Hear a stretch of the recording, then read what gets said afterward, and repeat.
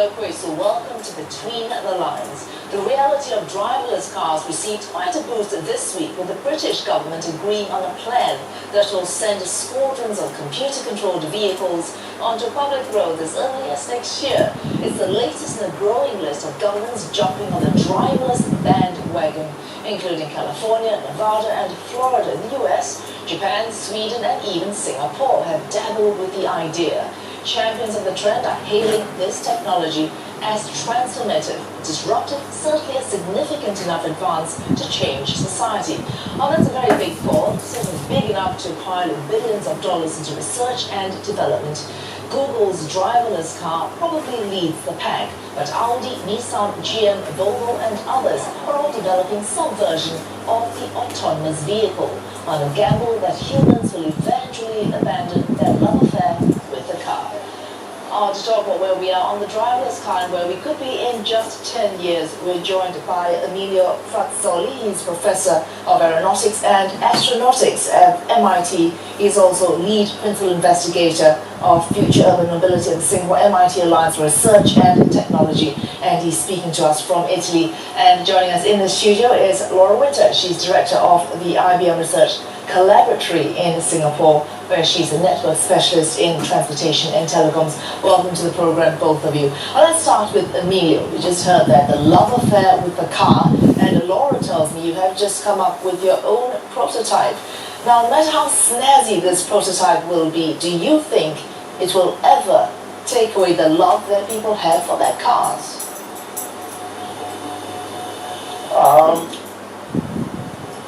I don't think that that's exactly the point. So I'm a car guy. I love cars. I ride motorcycles. I like sporty car, and I don't plan on abandoning that anytime soon.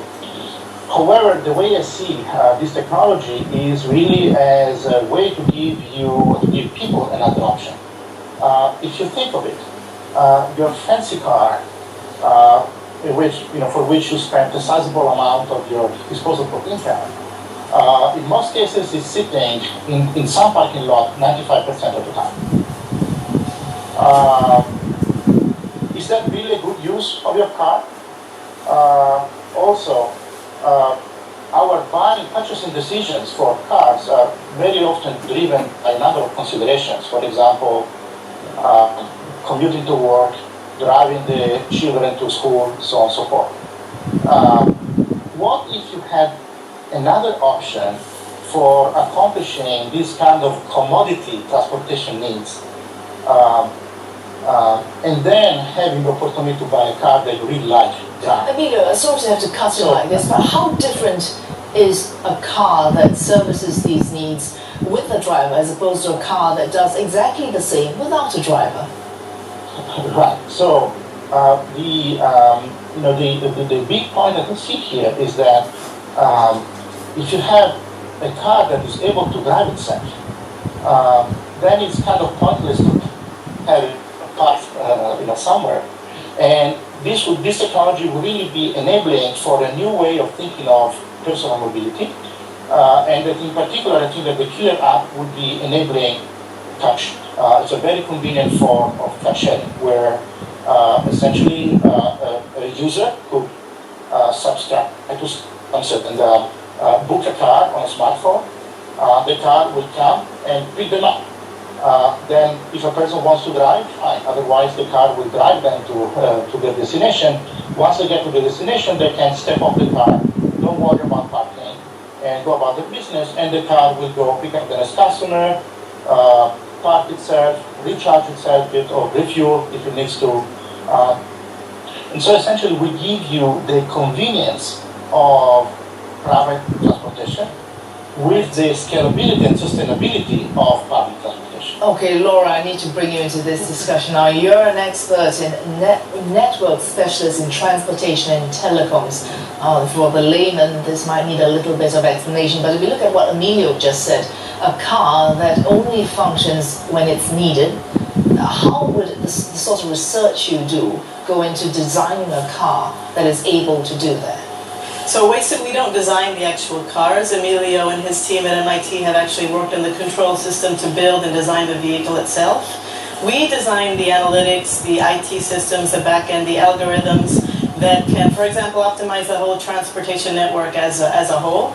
And I completely agree with Emilio that what we're interested here is taking technology to the next level to help improve transport, traffic flow across the system. And as Emilio said, introducing a new form of mobility. And I think one thing to keep in mind How is is that a new form of mobility? it's Explain that. because driverless cars, for personal use, don't really exist today. But I think it's good to keep in mind that other kind of driverless vehicles do exist.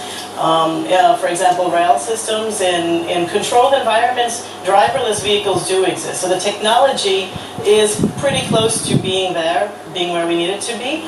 But what doesn't exist is the whole system planning and the integration of these kind of autonomous vehicles or driverless vehicles into a network with driven vehicles and other forms of transportation. That's where it becomes an interesting problem for us to work on, and also for many others such as Emilio and colleagues around the world. And I think an important point is that introducing a new form of mobility can solve problems that don't have solutions today, such as allowing access for some individuals who can't anyway drive within a city to get from place A to place B without having the last mile problem of getting to a bus stop and so on.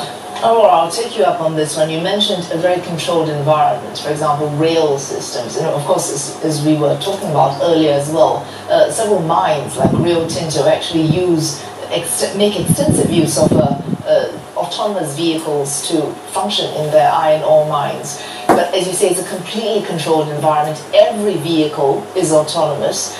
But when we say bring it onto roads, say in Singapore or the United States, some will be driverless and some will be driverful, I suppose. And in that very difficult transition period, what would your work be to smoothen or make sure or minimize the sort of errors and accidents you might see on the road? Well, we would definitely rely on teams that are building the control systems for the cars themselves, which isn't something that we do ourselves. Emilio's team is one of the groups of experts around the world that's working on the control system. What sorts of main problems do you see in this transition period? I don't know how long it will last. Well, I mean, you hit the nail on the head. I mean, this is the big problem, right? So how to make sure that that driverless cars will play well with human-driven cars and with pedestrians and cyclists. So this is the big problem that we are working on now. Of course, we are taking baby steps and trying to establish the safety of this system in an environment that start from a controlled environment to something that becomes less and less controlled as we gain confidence in the system. I think that an important point would be to handle the kind of communication and that happens between drivers and people nowadays. So, for example, when you have you establish eye contact with another driver and essentially agree on what to do, and there are some behaviors that you can infer from the way that other people behave. This is what we need to teach the autonomous cars, so the driverless cars, essentially how to interface with humans that are not on board the vehicle. Emilio, can I sum that up as saying we need to shift away from thinking of the car as a physical, mechanical thing into essentially an improved version of a human brain, some sort of artificial intelligence, being able to process information around it? Another thing we can also keep in mind is that moving forward, the system as a whole will be sharing a lot more information. I think this is something that Emilio mentioned. And today, human-driven cars are kind of operating just as the human wants them to. But in the future, traffic lights will interact with vehicles. Vehicles will interact with other vehicles, including vehicles with drivers will interact with other vehicles. So there'll be a lot more autonomous driving, even in human-driven vehicles. And as that takes shape and as that becomes more preponderant, then having purely autonomous cars will become less of a shock and will become less of an anomaly. Of course, yes, Emilio, you were going to say something. Yeah, we have a nice anecdote from our experience on the NX campus. When we first started testing our autonomous vehicle on the campus, all the students and staff members who would walk by the car, they'd be looking at it in kind of like in awe and be somewhat scared and stay away from it. Now we've been operating for several months without any accident. And now you can see actually the crowd of people just walk by the autonomous vehicles, and now it has become part of the environment in a sense. People have started accepting that these cars are on the campus, and they have learned how they behave and how to behave around them. So I think that as we gradually increase the presence of these driverless cars in the community and their public perception, I think that people will start to be much more accepting of this new technology because they learn how to behave in their presence, and they also learn to trust the technology. Just one final question, very briefly, Laura. You were talking about algorithms.